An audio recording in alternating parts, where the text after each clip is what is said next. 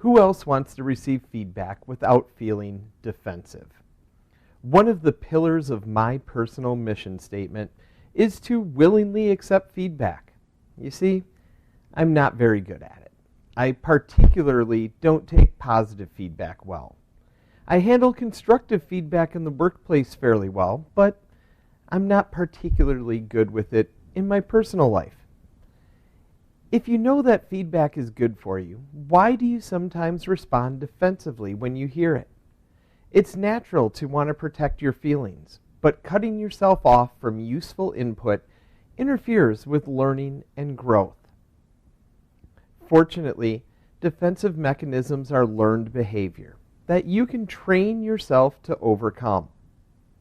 The next time you feel like you're under attack, keep these points in mind.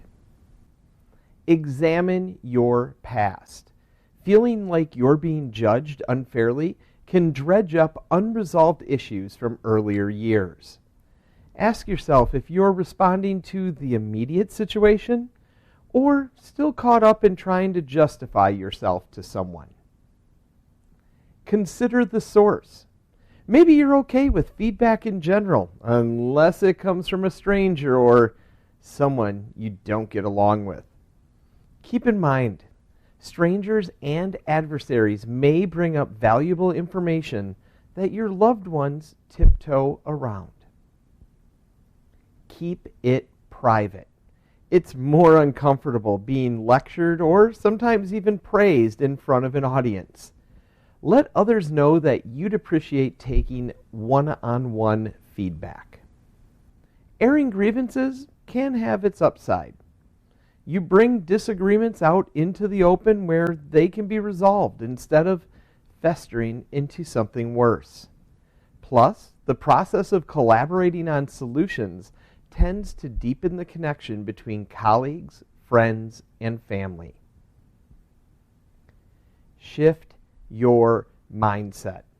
Look at feedback as an opportunity to grow instead of a sign you flunked some big test. You'll feel empowered rather than threatened. Affirm your value.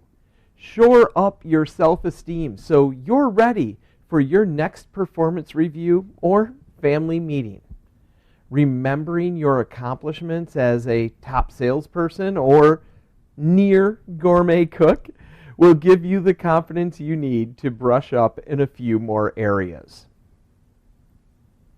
So accepting feedback, working on our communication skills. Slow down. Pausing for a deep breath will give you time to calm down and hear what's being said.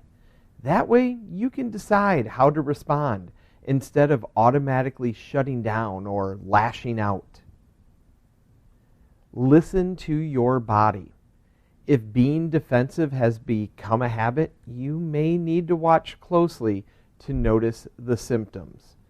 Check whether your pulse is racing or your jaw is clenched. Face your feelings. It can be hard to look at ourselves honestly and navigate a sensitive conversation. Acknowledging that you're stressed or uncomfortable makes it easier to deal with your emotions. Avoid retaliation. Your first impulse may be to strike back by pointing out the flaws in the other person. If you resist that temptation, you're much more likely to have a productive discussion. Offer validation. Let others know that you respect their opinions and want to understand their point of view. Repeat back what you heard in your own words. It'll give you time to think and show that you're sincere about collaborating on solutions. Search for truth. Sometimes feedback is off base and delivered without much skill or good intentions. Before you dismiss it entirely, though, remember that there may still be some valid insights buried in there. Think it over, or ask someone you trust to help you sort it out. Suggest alternatives.